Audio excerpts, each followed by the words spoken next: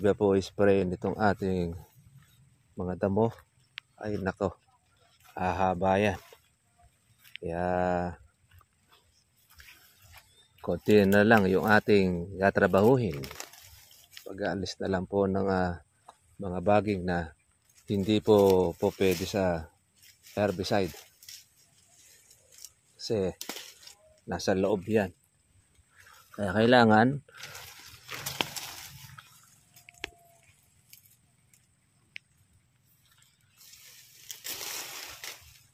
manual natin siyang aalisin.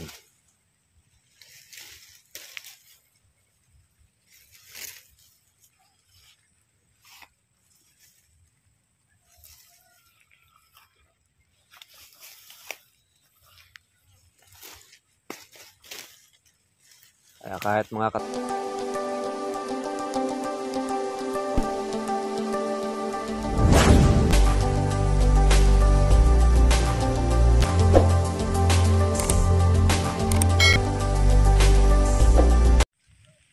ito na mga katribya, oh. Ganda po no pagkamatay po ng ating damo. Ayos na, oh. Clear na. Yan, bunga po yan ng ating asin. Saka ng ating herbicide na ginagamit. Ito naman po yung ating kalamansi.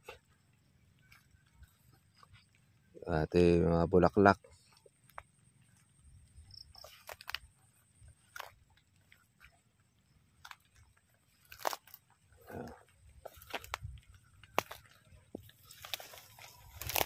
Ngayon po mga katribya, nanatili po sa 500 ang kalamansi. Sa isang banda, maganda na rin po yung presyo na yun mga katribya. Importante po ay nabibili. Ang masama kung hindi nabibili ang kalamansi, ayun. Pero pagka ganyan nabibili, ay ipagpasalamat po natin sa taas.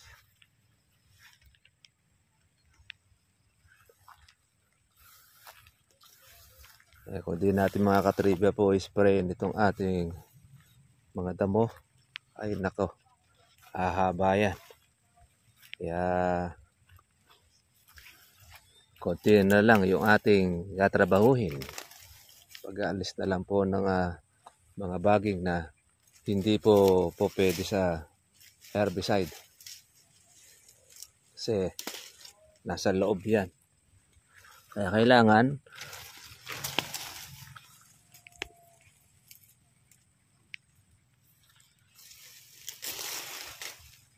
manual natin siyang aalisin.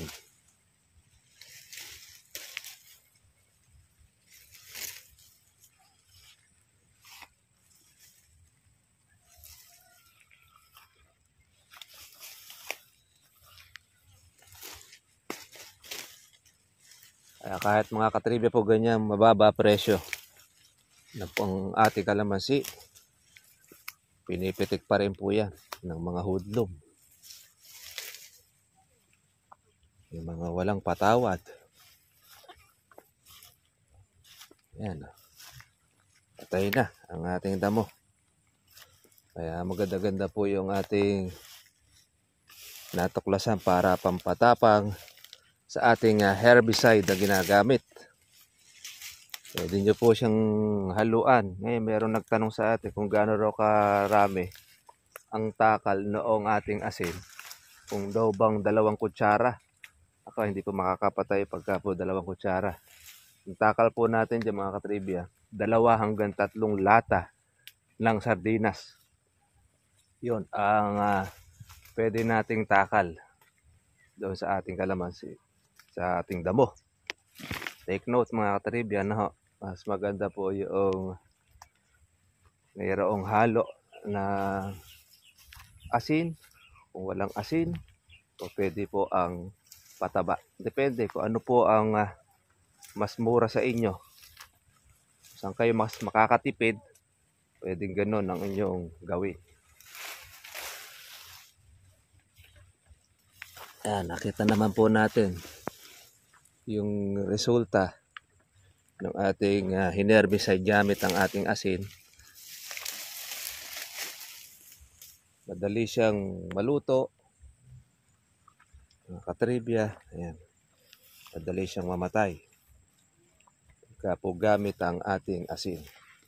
Ngayon mga ka-farmers ay umuulan na naman. Pero kahapon ay nakasiwang tayo ng ating pitas doon sa ating bagong farm. Tayo ay nakadalawang bag o 20 bag na kalamansi.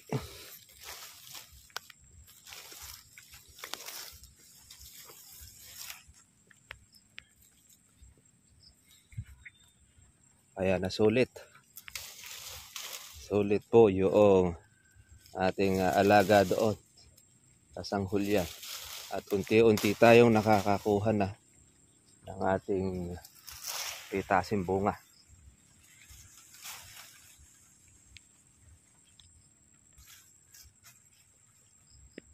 Tatanggalan lang po tayo ng ating bagging.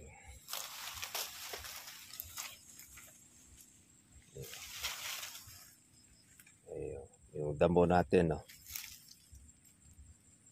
Saktong-sakto. Patay na patay siya. Kaya malaki ang ating ginhawa. Saka malaki po ang katipiran. Kapag ka po yung ating pag-herbicide ay hindi na natin uulitin. Hindi pa siya time consuming. O panahon. Kaya nakaka-menos tayo ng ating trabaho. Nakaka-menos din po tayo sa ating budget. Kaya ang atin na lang pong aalisin itong mga bagay.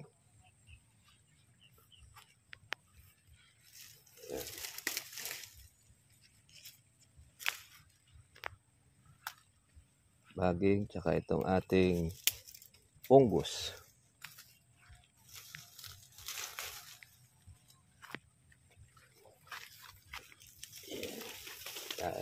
Shoutout po natin ang ating mga ka-farmers. Kayong malungkot, kung mababa ang presyo ng kalamansi, okay lang po yan dahil ang mababa, may pag-asa po yung tumaas. Ganyan naman. Importante, meron kayong pinipitas. Meron kayong pitasin. Kaya tayo, hindi tayo nalulungkot. Dahil expected mo na pagka buwan ng September, yan ang talagang kabagsakan. Hindi lang naman po ang kalamansi ang bagsak. Marami rin pong mga gulay ngayon ang mga bagsak. Ang talagang mataas na lang ngayon dyan ay ang siling labuyo.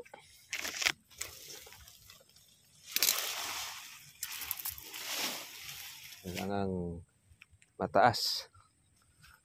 Ngayon, kaya naman po mataas ang siling labuyo, nagkakasira naman.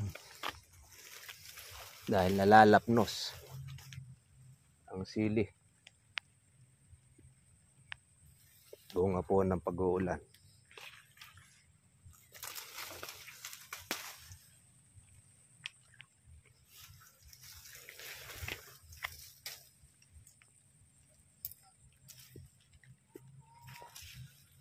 Yan. Inamnon ko ng ating asin. Lalo na pagka bago lang yung damo. Ako, kayang-kaya niya siyang lutuin. Patay siya.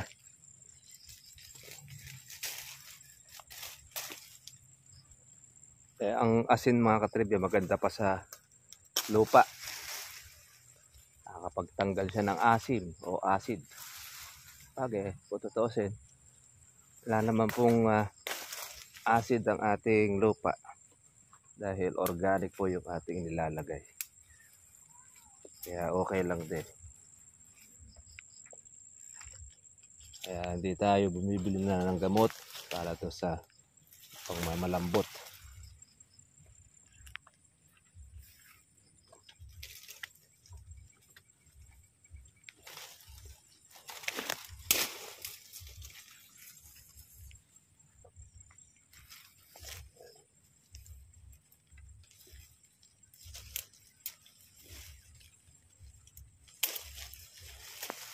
unti-unting pinapatay yung ating sanga ng punggos.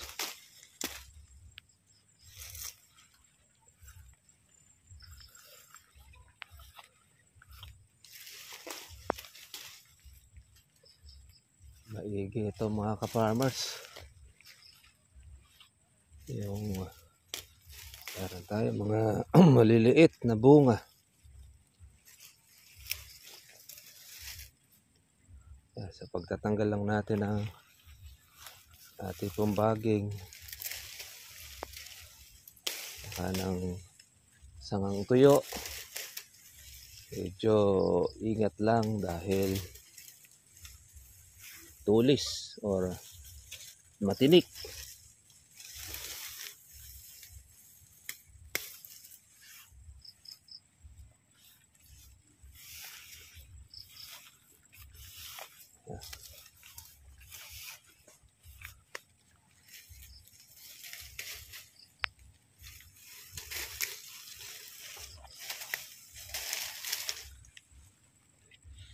Masiswerte yung mga damong nasa loob ng kalamansi. Hindi siya nadadali ng ating herbicide.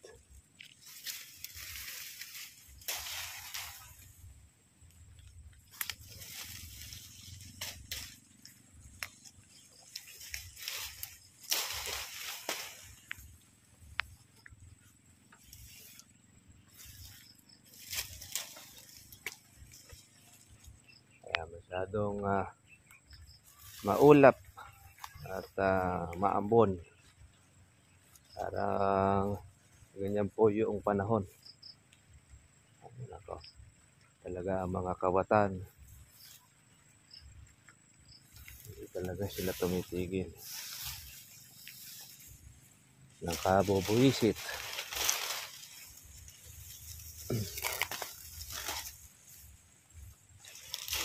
Merong mga mananakaw ay hindi lulubay. Lulubay ang mga impakto.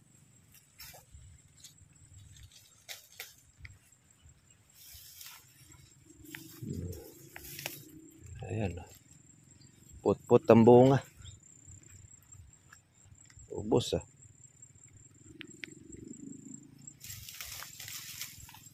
Ginagawang palabigasan itong ating kalamansi. Ubos na mga visit. Kahit mababa ang presyo, walang pinapatawad. Malinis kasi. Dati, nung ito ay marami pong damo, marami rin pong mga impakto.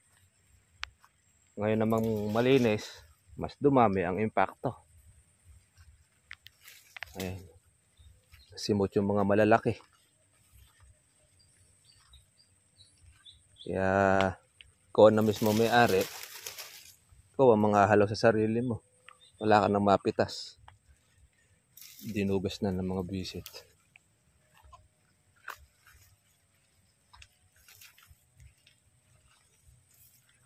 Kaya nag-aalaga ka ng malaking mga uod. Ang mga uod na marunong mamili.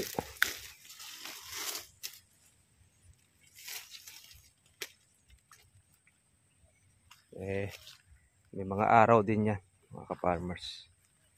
Kaya nga tayo gumanti ng masama sa masama. Kaya natin ang nasa taas. Nandun ang hustisya. Dito sa lupa ay maraming mga korupsyon, maraming mga damoho.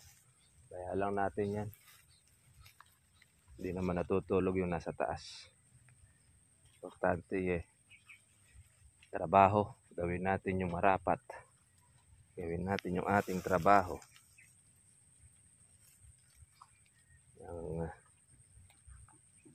Kung sila man ay nag-aargabyado sa kanyang kapwa, may hangganan din yan. Yung kasama may hangganan din yan, mga ka-farmers. Kung di man dito sa atin mahuli, iba makakahuli niya. Basta tayo, tuloy lang ang ating pag-aalaga ng ating kalamansi.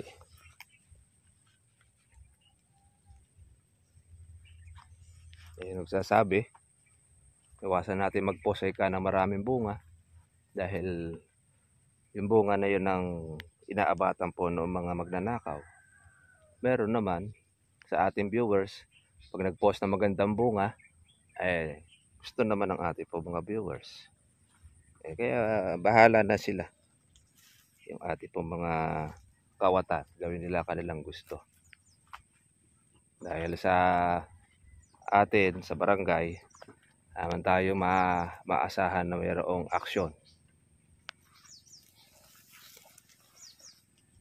Ang mangyayari dyan, sarili mo, bantay mo. Pag nahuli mo, yun. Puro pakiusap ang gagawin niya. Areglo. Tayo mga katribya, basta't makakatsempo tayo. Mga pagka hindi, pwerte niya.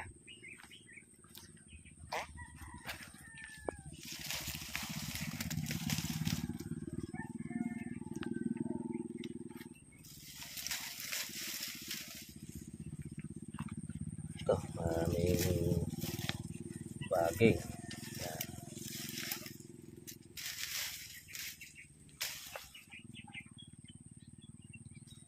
Ito, sigurado mayroong malaking puno sa kabila. Ito.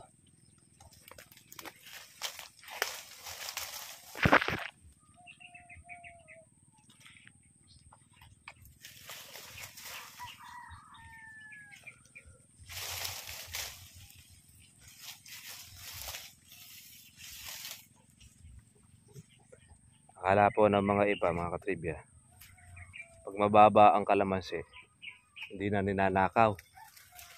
Hindi. Interest mababa ang kalamansi, mas marami po ang magnanakaw. Bakit? Dahil hirap din sila sa paggastos sa kanilang income. Dahil mababa lang ang presyo. Kaya, ang shabu naman ay hindi naman bumababa. Tumataas pa presyo. Kaya mas marami ang nanakawin nila. Mas maraming volume ang kanilang pipitikin. Kaya pahirap sa mga may-ari ng kalamansi. Salot sa lipunan. Talaga ang mga adik.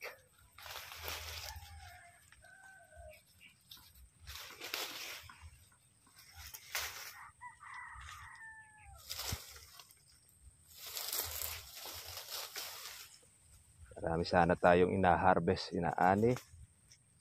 Visit naman yung mga kawatan. Talagang ang may-ari na lang ang babantayan.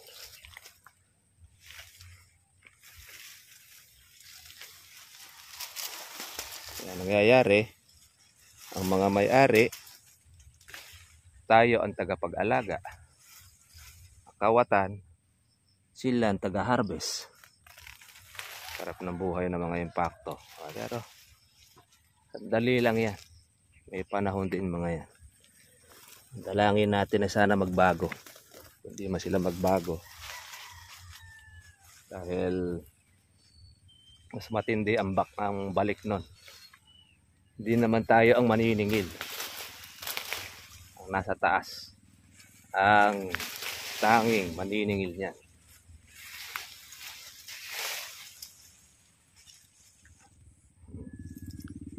Nga. Kaya yung ating mga bukong mga maliliit, tagtag na. Yung bulaklak dati, ayan, namumulaklak pa rin siya.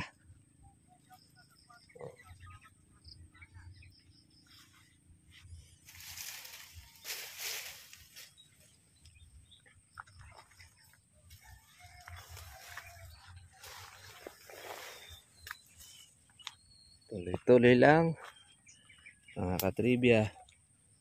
Hindi tayo dapat na sumuko kahit anong presyo ng kalamansi. Tuloy-tuloy lang ang alaga. Mientras nagmamahal ang kalamansi, lalong hindi nakakalaki ang bunga.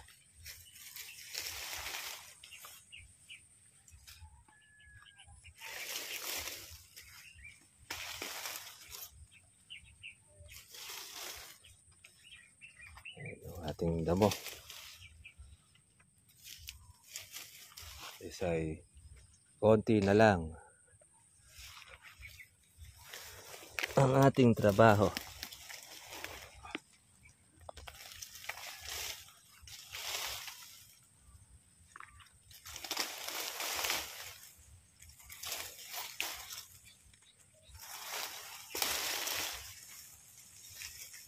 Ang kalamansi ay maliliit sa may-ari.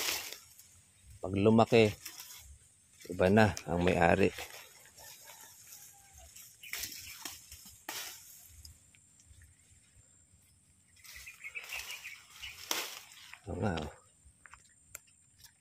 Yung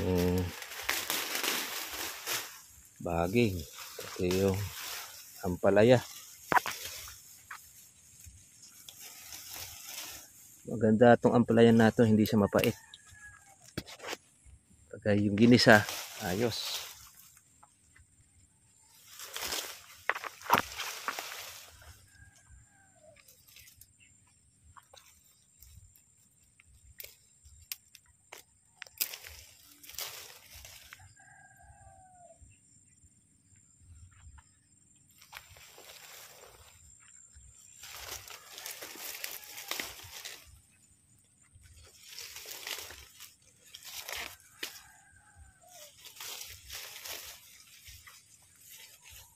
Paano mga katribya? Happy watching na lang po sa lahat po ng ating mga ka-farmers. Go lang tayo. Kahit mababa presyo ng kalamansi, continuous lang po ang ating pag-aalaga. Pati po ang ating paglalagay ng abono. Dahil mas maganda na po yung meron tayong inaabonohan. Meron tayong bunga. Kahit magkano ang presyong abutan, pasalamat po natin sa taas. Importante, meron tayong ma-harvest. So, pagka okay na, pwede. Banatan na natin. Kaysa po ang magnanakaw po ang mag-harvest. Sige, God bless po sa inyo lahat mga katribya. Bye-bye. Ito, ang masarap na ulam, ang ampalaya. Tataba ng dahon. Bibili ito mga katribya.